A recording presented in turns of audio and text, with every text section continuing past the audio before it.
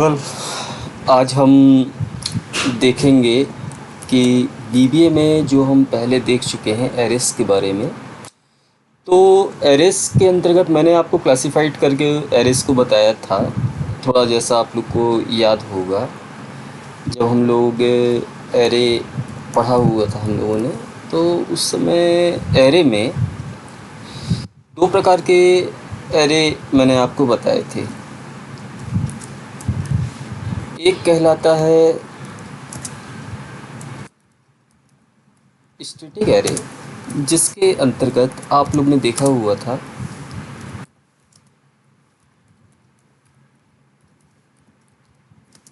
One dimensional array, और दूसरा देखा था आपने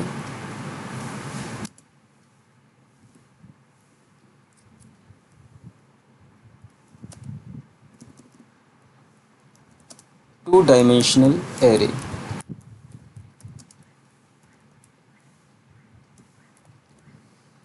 इन दोनों के बीच में अंतर क्या था, ये मैंने पहले ही आपको बताया हुआ था कि जो वन डायमेंशनल एरे था ये सीधे सीधे एक सीक्वेंस में एक रो वाइज काम करता है या एक पंक्ति के रूप में कार्य करता है, जबकि जो टू डायमेंशनल एरे रहता था इसमें एक टेबल फॉर्म यानी कि रो और कॉलम दोनों के हिसाब से ये काम करता था।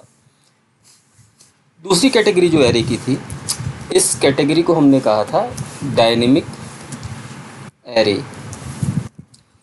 तो स्टैटिक एरे जो ऐसे एरे होते थे यहाँ पे जिनका मान या जिनकी वैल्यू यूज़र किसी भी कोडिंग में प्रारंभ में ही डिक्लेयर कर देता है या प्रोग्राम के शुरू में ही उनका मान जो है हम लोग डिक्लेयर कर देते हैं। लेकिन डायनेमिक एरे ऐसे एरे होते हैं जिनका साइज पहले से निर्धारित नहीं होता है, उनके साइज को हम लोग प्रोग्राम में बाद में डिक्लेयर करते हैं। मतलब जो इनिशियल डिक्लेरेशन होता है वो आपके डायनेमिक एरे में नहीं होता है। डायनेमिक एरे में जहाँ पर आपने पैरेंथेसिस लगाया, जहाँ पर आप एरे का साइज डिफाइन करते हैं, वो एकदम खाली रहता है। और जैसा हम लोग ने लास्ट थ्योरी क्लास में भी देखा हुआ था कि भाई ये जो डायनेमिक एरे बनेगा हमारा, इसमें आपको एक स्टेटमेंट रीडिंग चलाना पड़ता है, एक आप प्रिजर्व करके स्टेटमेंट का प्रयोग करते हैं, और एक कई बार आप लोग को यूज करना पड़ता है एल बाउंड या यू बाउंड का। तो यू बाउंड जो है ये अपर डायरेक्शन में इसका बाउंडेशन करता है। रीडिम यहाँ पर यदि आप देखें तो कोई भी एरे आपने डिक्लेयर किया हुआ है उसको पुनः डिक्लेयर करने के लिए रीडिम का प्रयोग होता है। प्रिजर्व मतलब किसी भी एरे को आपने एक बार डिक्लेयर कर दिया और उसके अंदर कुछ वैल्यूज़ दे दी और आगे में फिर आप प्रोग्राम पर गए और आपको उसको फिर से डिक्लेयर करना है या उसके साइज़ को इंक्रीज़ करना है, तो पुरानी वैल्यू कहाँ जाएंगी? पुरानी वैल्यू को रोक करके रखने के लिए अगला जो ऑप्शन होता है ये कहलाता है प्रिजर्व। और यू बाउंड जो रहता है, ये यू बाउंड जो पहले की वैल्यू है उनके साथ इनको एक तरीके से लिंक करने का काम करता है, अपर बाउंड के रूप में ये काम करता है। तो रीडिंग, प्रिजर्व और यू बाउंड, ये तीन कीवर्ड्स का यूज आपको डायनेमिक एरे के साथ करना होगा जो प्रोग्राम हम लोग देखने वाले हैं। ठीक है, तो डायनेमिक एरे मतलब क्या हुआ? ऐसा एरे जिसका मान प्रोग्राम के प्रारंभ में डिक्लेयर ना करते हुए प्रोग्राम के बीच में कहीं पर डिक्लेयर किया जाता है कि इसके अंदर कितनी वैल्यूज़ को स्टोर किया जाएगा। तो इसी सीक्वेंस में हम लोग आगे चलते हैं और एक प्रोग्राम बना के देख लेते हैं इसका। तो मैंने एक्सेल को ओपन किया, देन डेवलपर पर क्लिक किया, और डेवलपर पर क्लिक करने के बाद आपने विजुअल बेसिक पर क्लिक किया। विजुअल बेसिक पर जाने के बाद आपने इंसर्ट पर क्लिक किया और इंसर्ट के अंदर आपको क्लिक करना पड़ेगा मॉड्यूल पर। ऑलराइट, कोड एडिटर विंडो हमारे पास आ गई और इस कोड एडिटर विंडो के अंदर हमको अब इस प्रोग्राम का कोड टाइप करना होगा। फॉर एग्जांपल मैंने इसमें ITI नाम का ये एक मॉड्यूल तैयार किया हुआ है, तो यहाँ पर सब ITI लिखा मैंने। इसके बाद यहाँ पर x then parenthesis as variant. ध्यान रखना, मैंने x नाम का एक एरे बनाया जिसका साइज निर्धारित नहीं किया और इसका डेटा टाइप वेरिएंट रखा है। वेरिएंट मतलब इसके अंदर किसी भी प्रकार की वैल्यू को स्टोर किया जा सकता है। चाहो तो आप इसके अंदर स्ट्रिंग को स्टोर कर लीजिए, चाहे तो आप इसके अंदर अपने डेट्स को स्टोर कर सकते हैं, चाहे तो आप किसी नंबर को स्टोर कर सकते हैं, आप चाहे तो किसी डेट वैल्यू को स्टोर कर सकते हैं, नंबर्स को स्टोर कर सकते हैं, डेसिमल नंबर्स को स्टोर कर सकते हैं, माने किसी प्रकार की वैल्यू एक्स के अंदर आप स्टोर कर सकते हैं। बिकॉज ऑफ दैट कि इसका डेटा टाइप जो है ये वेरिएंट है। वेरिएंट मतलब विभिन्न प्रकार के, वेरियस शब्द जो होता है हमारे पास, एक शब्द होता है वेरियस, विभिन्न जिसको बोलते हैं, तो वैसे ही रहता है ये वेरिएंट, मतलब किसी भी अलग अलग प्रकार के डेटास को इसके अंदर हम लोग स्टोर कर सकते हैं। तो डिम आई एज इंटीजर, ये एक दूसरा वेरिएबल लिया आई नाम का जिसका डेटा टाइप इंटीजर है। आफ्टर दैट मैंने आई की वैल्यू को इनिशियलाइज कर दिया, या आई का प्रारंभिक मान जो है ये 0 कर दिया यहाँ पर। इसके बाद जो आपने x नाम का एरे तैयार किया हुआ है फर्स्ट अपने डिक्लेरेशन वाली लाइन पर, उसका साइज़ निर्धारित करना है पुनः आपको, तो उसके लिए आप यूज करेंगे यहाँ पर रीडिम का। ध्यान रखेंगे डिम से डिक्लेयर्ड होता है और रीडिम से आप उसको पुनः घोषित करते हैं या उसका रीडिक्लेरेशन करते हैं। यहाँ पर आपने दे दिया रीडिम x और इसके अंदर वैल्यू दे दी आपने, मान लीजिए सपोज कीजिए 5। Now we have a array here, x5 आपने लिख दिया, मतलब ये x नाम का एक एरे है जिसके अंदर आप 6 अलग अलग वैल्यूज़ को स्टोर कर सकते हैं। कितनी वैल्यूज़ को? 6। बिकॉज ऑफ दैट कि 0 से ये इनिशियलाइज हो रहा है और 5 तक चल रहा है, तो इंडेक्स 0 में एक वैल्यू आ जाएगी, 1 में आ जाएगी, 2 में, सो ऑन, ये 5 तक की वैल्यू को स्टोर कर सकता है। नाउ x के अंदर मैं कुछ वैल्यूज़ को स्टोर करता हूँ यहाँ पर। पहला जो इंडेक्स रहेगा हमारे एरे का वो 0 इंडेक्स रहेगा यहाँ पर, तो 0 इंडेक्स की वैल्यू फॉर एग्ज़ाम्पल मैंने लिख दी यहाँ पर कोपा। ऐसे बेटा यहाँ पर मैंने अगला इंडेक्स यूज़ किया x1 और इसकी वैल्यू दे दी, मान लीजिए सपोज़ करते हैं मैंने दे दी फिटर, ओके। और इसके बाद मैंने यहाँ पर x का जो सेकंड इंडेक्स है x नाम के एरे का, उसके अंदर वैल्यू दे दी 456.879। चूँकि ये नंबर में है तो इस पर अपन ने इन्वर्टेड कॉमा का इस्तेमाल नहीं किया हुआ है, डबल कोट का इस्तेमाल नहीं किया हुआ है। अब मेरे को लगा नहीं यार, मेरे को इसका साइज़ और बढ़ाना था, इसके अंदर कोई वैल्यू मेरे को लूप के माध्यम से लानी थी।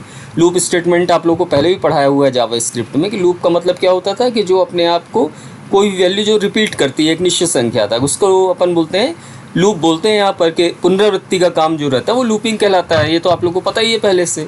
तो यहाँ पर फिर से मैंने यहाँ पर यूज किया रीडिम।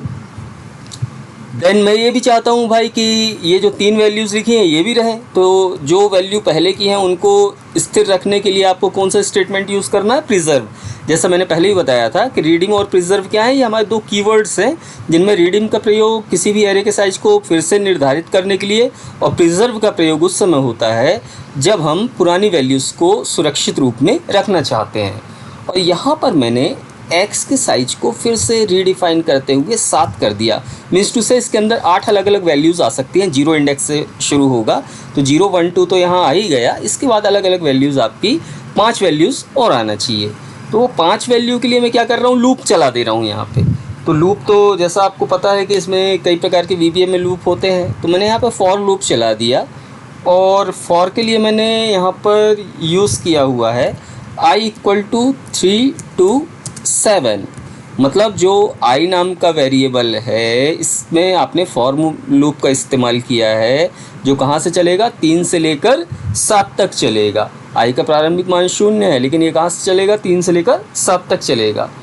और इसके बाद इसके अंदर जो लूप की वैल्यूज़ रहेंगी वो किसकी हैं, i की वैल्यूज़ हैं। तो इसको ये i को हमारे x नाम के एरे के अंदर उस वैल्यूज़ को सेट करता जाए। इसके बाद फॉर i का प्रारंभिक मान कितना था आपका, आपने पहले डिक्लेयर कर दिया है, for i = 0 to u bound, मतलब इसमें ये अपर बाउंड करे, किसमें, जो हमारा x नाम का एरे है इसमें ये अपर बाउंड कर जाए। For i = 0 to u bound x। अब आपको जो i के अंदर लूप चल रहा है उस लूप की वैल्यूज़ को भी शो करना ज़रूरी है। तो लूप की वैल्यू कहाँ जा रही है आपकी, ये जाएगी आपकी मैसेज बॉक्स के अंदर। और यहाँ पर आप मैसेज बॉक्स में क्या ले रहे हैं, x के अंदर जो i है उसको ये शो कर दे। मतलब वो जो पुराने 3 हैं, 0 में जो कोपा लिखा है, x1 में जो फिटर लिखा है, x2 में जो 456.879 लिखा हुआ है, उनके अलावा जो i की वैल्यू आ रही है लूप के माध्यम से उस i की वैल्यू को भी ये शो करे। इसके बाद बेटा फॉर के साथ एक लगाते हैं आप लोग कीवर्ड जिसको बोलते हैं नेक्स्ट, जो उसमें जैसे हम लोग प्लस प्लस या इंक्रीमेंट का ऑपरेटर का यूज कर रहे थे वैसे ये नेक्स्ट का प्रयोग होता है। तो यहाँ पर यदि अपन इस प्रोग्राम को देखें तो ये प्रोग्राम हमारा किसका कहला गया, डायनेमिक एरे का। वाई, क्योंकि हमने यहाँ पर ये एक एरे डिक्लेयर किया हुआ है x नाम का, लेकिन इसकी वैल्यू कुछ भी नहीं दी है। ये जो ब्रैकेट है जिसके अंदर अपन संख्या देते हैं कि एरे का साइज हमारा कितना है, तो यहाँ पर यदि आप देखोगे तो ये जो ब्रैकेट है आपका ये कम्प्लीटली एम्प्टी है, पूर्ण रूप से खाली है, इसमें कोई वैल्यू नहीं दी है। इसके बाद आपने यहाँ पर इसकी वैल्यू को पुनः डिक्लेयर करने के लिए कौन सा स्टेटमेंट चलाया है, रिडीम। रिडीम के बाद आपने 3 वैल्यूज़ इसके अंदर दे दी। इसके बाद आपने रिडीम और प्रिजर्व चलाया, तो रिडीम से क्या हुआ, x की जो साइज 5 थी वो 7 में कन्वर्ट हो गई। और प्रिजर्व ने क्या किया कि जो पुरानी वैल्यूज़ थी उनको स्टोर करके रख लिया, और इसके बाद आपने सीधे सीधे लूप चला दिया। अब यदि हम इस प्रोग्राम को चलाएं तो हमारे पास आउटपुट क्या आना चाहिए, फर्स्ट ऑफ ऑल ये कोपा वाला आउटपुट आपका आना चाहिए, x0 जो दे रहे हैं आप। इसके बाद ये फिटर जो आपके x एरे के फर्स्ट इंडेक्स में, और इसके बाद x एरे के ये सेकंड इंडेक्स में। और ये 3 वैल्यूज़ देने के बाद 5 वैल्यूज़ और आएंगी, लेकिन वो 5 वैल्यूज़ कौन सी रहेंगी, 3 to 7। मतलब first value 3, then 4, then 5, then 6, then 7। तो 3, 4, 5, 6, 7 5 वैल्यूज़ ये हो गई, और x0 से लेकर के x के इंडेक्स 2 तक जो वैल्यू दी हैं 3 वैल्यू ये हो गई। तो 5 और 3 8। और यहाँ पर हमने बेटा साइज कितना दिया है एरे का, यदि आप देखेंगे तो यहाँ पर एरे का साइज दिया है 7। मतलब we can easily store 8 different values in this array. अब 8 डिफरेंट वैल्यू मैं इसमें यूज कर रहा हूँ। अब यहाँ पर यदि आप देखेंगे तो ये 8 वैल्यूज़ कैसे स्टोर हो गई, 3 ये हो गई, और 3 से लेकर 7 जो 3 और 5 8। मतलब 3 से लेकर 7 कुल अंक कितने हो गए, 5 अंक हो गए, और 3 वैल्यूज़ आपने पहले ही दी हुई हैं यहाँ पर। इसके बाद इसको रन करके देखते हैं कि वास्तव में प्रोग्राम चल रहा है या नहीं। रन बटन पर आपने क्लिक किया, कंपाइलेशन एरर बता रहा है, for control variable is already in use. Okay button पर आपने क्लिक किया, और ओके बटन पर क्लिक करने के अब यहाँ पर यदि अपन देखें तो ये इसमें रन करके इसको देखते हैं तो इसमें ये एरर आ रहा है, control variable already is in use. एक मिनट, इसमें दिक्कत क्या हो गई है कि यहाँ पे जो आपने लिखा हुआ था फॉर स्टेटमेंट, यहाँ पर भी आपको नेक्स्ट का प्रयोग करना था, तब जा कर के वैल्यू चलेगी कि 3, 3 धन 1 बराबर 4, 4 धन 1 बराबर 5, इस टाइप से ये आगे बढ़ती जाएगी। और ये 3 से चल रहा है इसलिए बाकी के नंबर्स इसमें नहीं आएंगे। आपने नेक्स्ट लगा दिया। अब इसको एक बार फिर रन करके देखते हैं। ये देखिए, पहला एलिमेंट कोपा, दूसरा एलिमेंट फिटर, तीसरा एलिमेंट 456.879 जो आपने x के सेकंड इंडेक्स में डिक्लेयर किया हुआ था, देन 3 to 7 जो लूप चलाया था, 4, 5, 6, 7। ये पूरी 8 वैल्यूज़ आपके सामने यदि यहाँ पर गौर करें तो आ गई हैं। तो इस तरीके से हम कह सकते हैं कि डायनेमिक एरे एक ऐसा एरे है जिसमें उसका साइज पहले से निर्धारित ना करते हुए उस एरे को हम अपनी आवश्यकता अनुसार किसी भी प्रोग्राम के बीच में यूज़ कर सकते हैं। समटाइम ध्यान रखना, ये डायनेमिक एरे जो रहता है आपका, इसको कई किताबों में एक और एरे के नाम से जाना जाता है जिसको कहते हैं जैग्ड एरे।